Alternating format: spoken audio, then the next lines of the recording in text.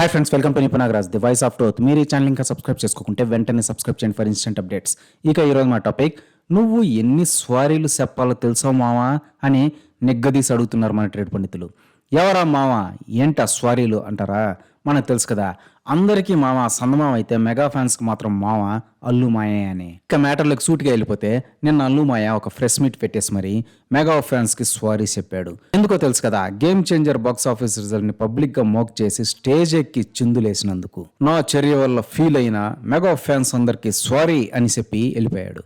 కానీ నిజానికి అల్లు మాయ ఒక్క స్వారీ చెప్తే సరిపోదు, అసలు ఎన్నేసే స్వారీలు చెప్పాలో తెలుసా అని అంటున్నారు ట్రేడ్ పండితులు. ఇక డీటెయిల్స్ లేకపోతే, బంధువైన కారణంగా తన పీక్ కెరీర్ ఫేజ్లో డేట్స్ ఇచ్చి మరీ గీతా ఆర్ట్స్ ఎదగడానికి సపోర్ట్ చేశాడు చిరు అని అందరికీ తెలుసు. కేవలం ప్రొడ్యూసర్గా మాత్రమే కాకుండా తన సినిమాలు డిస్ట్రిబ్యూట్ చేసుకునేలా కూడా తన నిర్మాతలను ఒప్పించేవాడు చిరు. అల్లు మాయ ఆర్థికంగా ఎదగడానికి అల్లు తాత ఇచ్చిన ఆస్తిపాస్తులు ఎన్నున్నాయో తెలియదు, కానీ చిరు సపోర్ట్తోనే ఆర్థికంగా మల్టీఫోల్డ్ అయ్యాడని అల్లు మాయకు కూడా తెలుసు. కానీ దానికి బదులుగా అల్లు మాయ చిరంజీవికి ఏమిచ్చాడు అంటే స్వారీలు ఇచ్చాడు. 95లో రజనీకాంత్ భాషా సినిమా రైట్స్ కొనమని చెన్నై పంపిస్తే వాళ్ళు 40 లక్షలు అడిగితే 30 లక్షలకి మించి ₹1 కూడా ఇవ్వనా అని పట్టి చేతులతో ఊపుకుంటూ వచ్చేశాడు. అదే టైంలో కన్నడ రైట్స్ని విష్ణువర్ధన్ తీసుకుని సూపర్ హిట్ కొట్టాడు. తర్వాత ఎన్వి ప్రసాద్ ఏకంగా 80 లక్షలకి భాషా తెలుగు డబ్బింగ్ రైట్స్ కొనేసి రజనీకాంత్ని తెలుగు మార్కెట్లో లాంచింగ్ కూడా చేసేశాడు. అప్పటి నుంచే కదా రజనీకాంత్కి తెలుగు మార్కెట్ ఒకటి ఏర్పడింది. ఇది అల్లు మాయ చిరుకు చేసిన మేలు. ఇంకో ప్రొడ్యూసర్కి చెప్పుంటే కథ వేరేలా ఉండేది. బామ్మర్దిని నమ్ముకున్నందుకు చిరుకు జరిగిన మేలు ఇది అన్నమాట. దానికి ముందు కొండపల్లి రాజా స్క్రిప్ట్ పేపర్స్తో రాశి మూవీస్ అధినేత అయిన నరసింహారావు చిరు కోసం వస్తే ఆయన ఇంట్లో లేడు అని చెప్పి అసలు కలవనీయకుండా వెనక్కి పంపించేశాడు. తర్వాత ఆ సబ్జెక్ట్ కేవీవి సత్యనారాయణ చేతికెళ్ళి విక్టరీ వెంకటేష్తో సుందరాకాండతో ప్యారలల్గా లాగించేసి సూపర్ హిట్ కొట్టాడు. అది అల్లు మాయ చిరుకు చేసిన మేలు. రౌడీ అల్లుడు సాంగ్స్ కోసం రాఘవేంద్రరావు స్విట్జర్లాండ్ పోదామంటే కాశ్మీర్ సరిపోదా అని వాదిస్తాడు. దానికి కూడా చిరు ఇంటర్ఫీర్ అయ్యి నచ్చజెప్పే పరిస్థితి. చిరు సినిమా పైన భారీగా లాభాలు రావాలి, కానీ ఖర్చు మాత్రం పెట్టాడు. చిరు కాకితో కబురు పెడితే క్యూలో నిలబడే ప్రొడ్యూసర్లు ఉన్నా కూడా ఇంత జిడ్డు నస ఎందుకు భరించేవాడు అంటే బంధువు పైగా బామ్మర్ది అని. అల్లు మాయ నిజంగా అంత పెద్ద ప్రొడ్యూసరే అయ్యుంటే చిరంజీవితో పాటు బాలకృష్ణతో, వెంకటేష్తో, నాగార్జునులతో కూడా సినిమాలు చేసుండాలి కదా. కనీసం వాళ్ళు కాకపోయినా రాజేంద్ర ప్రసాద్, రాజశేఖర్లతోనైనా సినిమాలు తీసుండాలి కదా. కానీ అలా జరగలేదంటే చెప్పొచ్చు చిరు వల్ల నిలబడిన ప్రొడ్యూసర్ అని. చిరు పక్కన లేకుంటే తనకు ఇండస్ట్రీలో వెయిటేజ్ కూడా ఏమీ లేదని. ఇక ప్రజారాజ్యం, ఎంత పెద్ద బాధ్యత చిరు ఈ అల్లు మాయ పైన పెట్టింది. తాను జిల్లాల వారీగా ఉమ్మడి రాష్ట్ర వ్యాప్త టూర్ చేస్తూ పార్టీ బాధ్యతలు అల్లు మాయకు అప్పగిస్తే ఏం చేశాడు? పార్టీ పైన ఎన్ని అలిగేషన్స్, ఎన్ని ఆరోపణలు! ఒక్కటైనా సమర్థంగా ఎదుర్కొన్నాడా, తిప్పికొట్టాడా? కనీసం ఫ్యాన్స్ అసోసియేషన్ ప్రెసిడెంట్స్కి కూడా పార్టీలోకి ఎంట్రీ ఇవ్వలేదంటే ఏం చెప్పాలి? కీలకమైన ఎలక్షన్స్కి ముందు అంతటి గందరగోళానికి కారణం ఎవరు? అలాగైనా ఇచ్చిన బాధ్యతను నిర్వర్తించేది. ఇది అల్లు మాయ చిరుకి చేసిన మేలు. ఇక రామ్ చరణ్ మొదటి సినిమా బాక్సాఫీస్ పొటెన్షియల్ చూసి రెండోది నేనే చేస్తా అంటూ ఆల్రెడీ లైన్లో ఉన్న అశ్విని దత్తుని సైడ్ చేయించి మరీ మగధీర చేశాడు అల్లు మాయ. పెట్టిన రూపాయికి ₹3 లాభాన్ని జేబులో వేసుకున్నాడు.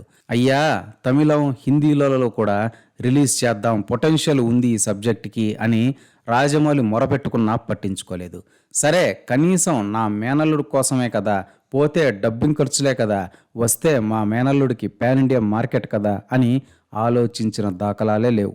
పాన్ ఇండియా పొటెన్షియల్ ఉన్న మగధీరని తెలుగుకి మాత్రమే పరిమితం చేసి లాభాలు దండుకొని దాని పొటెన్షియల్ని కిల్ చేసేశాడు ఈ మాయ. అది అల్లు మాయ చిరుకు చేసిన మేలు. ఇప్పుడేమో చిరుత యావరేజ్గా ఆడిందని, అందుకని ఖర్చుకు వెనకాడకుండా రాజమౌళిని పట్టుకొచ్చి మరి నా మేనలుడికి హిట్ ఇచ్చానని డబ్బాలు చెప్పుకుంటూ ఉన్నాడు. అవన్నీ ఇడిసేస్తే ఇక కృతజ్ఞత అనేది ఎక్కడ? మనందరికీ తెలుసు ఐకాన్ బాబు అరంగేట్రం ఎలా జరిగిందో. 22 ఏళ్ళు అయిపోయింది కదా, ఎవరికి గుర్తుండదులే అని అల్లు వారు తమ్మిని బిమ్మిని చేసి అల్లు తాత మాస్ ఇమేజ్ వల్లే డైరెక్టర్లు, నిర్మాతలు క్యూ కట్టారు అని చెప్పుకోవచ్చు. కానీ నిజాలు మారవు కదా.